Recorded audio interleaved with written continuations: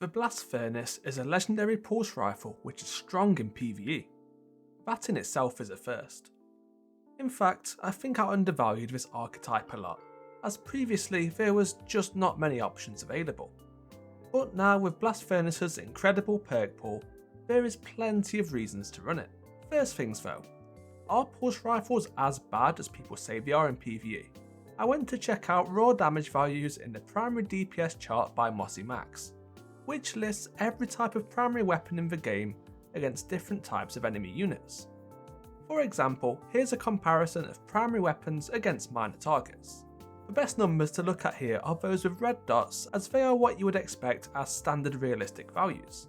You can see here the aggressive frame of pulse rifle under sustained fire averages a DPS value of 287.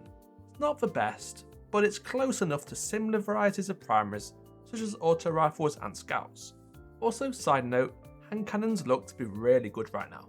Where pulse rifles do struggle a little is against major or higher targets, with damage numbers comparable to the other long range options in scouts and bows. I guess that's to be somewhat expected. However, the perks available on the Blast Furnace more than make up for this. And that perk pool, here it is. It just so happens that I managed to get the exact role I was looking for, and it's being used in the background gameplay clips.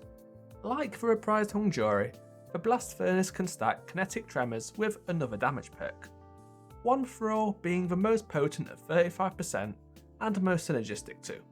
That or Frenzy as the column 4 perks are perfectly fine, and the damage boost provided from either of these will also be added to the kinetic tremor shockwave. Also, kinetic tremors on pulse rifles. This before enhancing takes 11 shots to activate. Normally this would be in 4 bursts, but due to the frame, Blast Furnace can get this done in only 3, even affording a shot missed. It feels really easy to activate and can be done safely at range. The roll I have hits for full damage up to 41 meters. This perk will activate most frequently on major enemies and add a lot of damage here. But as the content gets more difficult, the better this one gets, being able to proc much easier on even red bar combatants. Aside from having incredible perk pairings, there are other reasons to run this. I genuinely didn't know until now because I've never really bothered changing my mods, but pulse rifles are featured as an anti-champion option this season, being able to stun overloads. And that by itself is great, but it also means in any activity with surges active, which includes Legend Onslaught, pulse rifles will always be overcharged should you have this mod equipped. So that's 25% extra damage.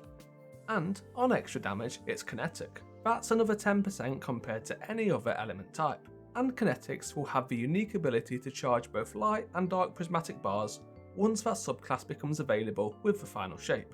So it's worth keeping a few strong kinetic weapons around just for that. Finally, the weapon feel. I can't give numbers on this one, but like, goddamn. If you were around for Black Armory, it's just as good as it was back then. There's some kind of secret sauce in the Blast Furnace, which just makes it a pleasure to use. The Bungie gods blessing me with an amazing golden variant roll in day 1 was actually a godsend. All I can really say is, everyone go get the Blast Furnace. It's really good. Okay, bye.